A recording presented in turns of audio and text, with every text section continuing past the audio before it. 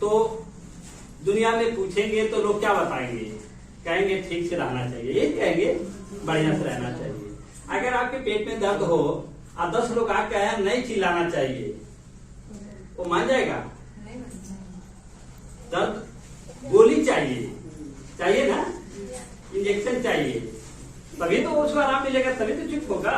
कि कहने से हम कह रहे हैं कि मत चिल्लाओ मत चिल्लाओ मत चिल्लाओ मत चिल्लाओ, तो ऐसा संभव है? क्योंकि वो अंदर की बात है, अंदर की बात है कि नहीं है? तो ठीक इसी प्रकार से जीवन में, ये जीवन 2 चीजों से चलता है। ये जीवन 2 चीजों से चलता है। किस चीजों से चलता है? 2 चीजों से चलता है। एक है आपका शब्द जो कान में जाते हैं।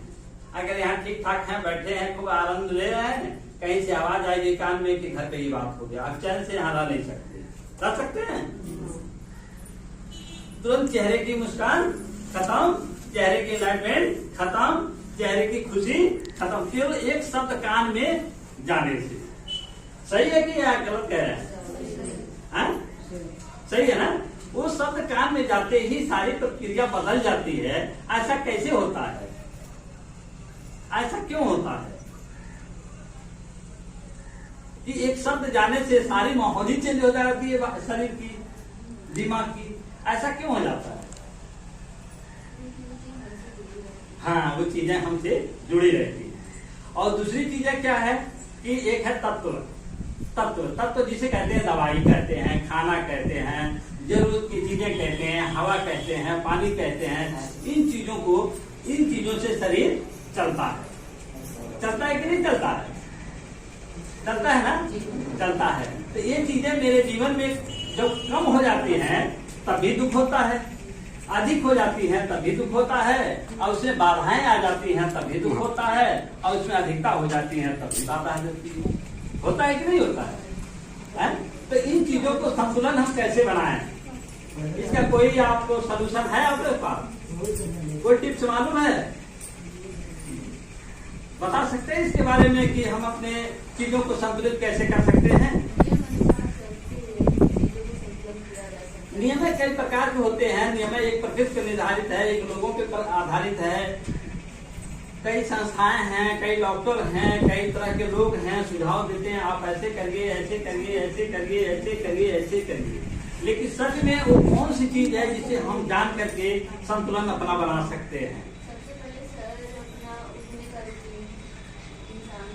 ठीक है, मैं चर्चा करूंगा बेसिक चीजों पे चर्चा करूंगा कि परिवार में खुशहाली के लिए सबसे पहले हम एक कहानी से चालू करते हैं। एक कहानी से चालू करते हैं। एक अनपढ़ माँ की नेक विचार। एक अनपढ़ माँ की नेक विचार। एक माँ जो उसके पति नहीं थे, उसका एक ही लड़का था। पति नहीं थे, एक ही लड़का था। पति पहले चले गए थे। तो माँ क्या करती थी, सुबेरे उठ करके टाइम से और अपने बच्चे को तैयार कर देती थी, भोजन बना देती थी, और अपना काम पे जाना था जाती थी, बच्चे को भी लेके जाती थी, और बच्चे को बहुत परवरिश अच्छे से करती थी। वो सुबह में क्या करती, पढ़ी नहीं थी, लेकिन बच्चे को बोलते थे बेटा सामने बैठो, तो सामने बैठ जाता था। तो कहते कापी लेके किताब लेके पढ़ो, कापी किताब ले लो, सामने पढ़ो। तो पढ़ता था तो कहते थे ये पन्ना पढ़ के बताओ। पढ़ी नहीं थी पर कहती थी ये पन्ना पढ़ के बताओ, अब हम सुनेंगे। तो पढ़ता था, वो सुनती थी, वो पढ़ता था, वो सुनती थी, वो पढ़ता था, वो सुनती थी, लेकिन वो पढ़ी नहीं। ऐसे करते करते करते करते अपने बेटे को अच्छा शिक्षा दिलवाई, और बच्चा एक नौकरी करने लगा। बच्चे एक सरकारी जॉब में चला गया, बच्चा नौकरी करने लगा। और जैसे ही नौकरी किया, तो उसके मन कुछ चंचल हुए, और उसके मन की चंचलता के कारण वो जा रहा था रास्ते में, तो उसको कहीं एक सुंदर सी लड़की दिख गई, और वो लड़की भटक रही थी। भटक ऐसे रही थी, उसके साथ कुछ ऐसी घटनाएं हुई थी जाने अनजाने में कि वह उसके घर वालों ने उसको बहिष्कार कर दिया था। अब उसको बहिष्कार करके समाज भी बहिष्कार किया था। तो वो भटक रहे थे। अब वो उसको सब लोग कहते थे इसको भाग्य में यही लिखा है तभी ये भटक रही। किसी ने कहा कि पूर्व कर्म का दोष है इसीलिए ये भटक रही है। किसी ने कहा इसको ऐसे रहना चाहिए, इसको ऐसे रहना चाहिए। दरअसल उसके जिंदगी में वो भटकाव ऐसा था कि एक ना समझ होने के कारण तो वो लड़का उसको देखा तो उसको अपना लिया, उसको अपना लिया। उसके बाद घर लाया। घर लाने के बाद वो बढ़िया से रहने लगा। जब बढ़िया से रहने लगा तो कुछ समय के बाद दोनों में ऐसा टकराव हुआ कि वो टकराव करते उसके परिवार जो है काफी बिखर गया। क्या हो गया? बिखर गया, परेशान हो गया। और जिसको उसको मंजिल जाना चाहिए तो मंजिल न जाकर के वह अब उस भटकाव में, उलझनों में, बिखराव में वो सारी अपनी शक्ति, अपना पैसा, अपनी समझ उसी में लगाता। तो ये कहानी मैं यही बंद करता हूँ। एक और कहानी सुनाता हूँ। एक व्यक्ति था, वो रोज जंगल से लकड़ी लाया करता था और जंगलों से छोटे छोटे अंडे बच्चे ला करके बाजार में बेचता था। लकड़ी भी ला के बेचता था और कहीं अंडे पा जाता था तो उसको भी बेच देता था। छोटे छोटे बच्चे पा जाता था खरगोश का, किसी चीज का, तो उसको भी ला के बेचता था। एक दिन वह एक सुंदर सा अंडा देखा, उसको लाया। तो उसको जब लाया वो, तो उसको बड़ा, जैसे उसमें से बच्चे निकले तो वो सांप जैसा था। तो उसको बहुत प्यार करता था। अब वो सांप धीरे धीरे बड़ा होने लगा। अब वो अपने पास ही लेके चलता फिरता था। एक दिन वो सोया था तो सांप उसको पकड़ करके तान रहा था। तो उसको पकड़ के जब तान रहा था तो कहा इसको क्या हो गया। बड़ा दयालु किस्म का था वो, बहुत प्रेमी किस्म का था, हर चीजों से बहुत प्यार करता था, उसके अंदर नफरत की भावना नहीं थी। तो उस सांप को, छोटे से सांप को लेके गया डॉक्टर के पास। तो डॉक्टर से कहा, डॉक्टर साहब देखिए हमको पकड़ के तान रहा है, इसको कौन सी बीमारी हो गई, इसका इलाज कीजिए।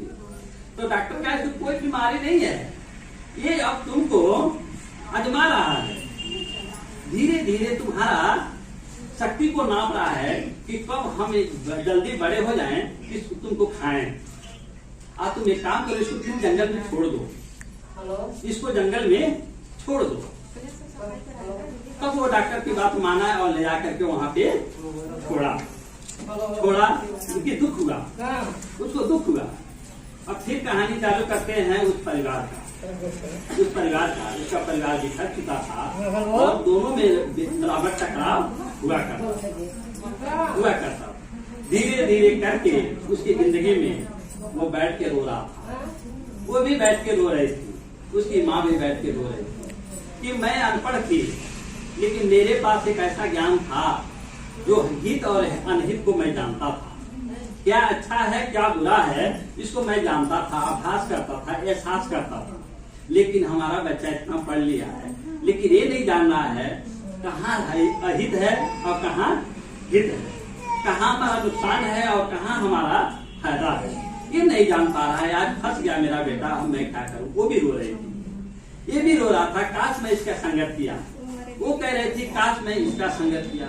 तो होता है जिंदगी के अंदर जो स्वभाव होते हैं, स्वभाव जिस स्वभाव के कारण जो इकट्ठा हो गए और इकट्ठा से इसका स्वभाव अलग खींच रहा था, उसका स्वभाव इधर खींच रहा था। आप दोनों को समझाने में लोगों ने कोई कसर नहीं छोड़ा। कहानी यहाँ तक बन गई कि काफी परिवार दुखी हो गया, काफी परिवार बिखर गया। तो मेरे कहने का कहानी का अर्थ ये है कि आप अपने परिवार में रहते हैं तो आपके पास बुजुर्ग लोग रहते हैं, आपके पास अपने लोग रहते हैं जो माता पिता हैं, दुनिया के बहुत सारे अनुभव अपने पास रखते हैं, वो दुख झेले हैं।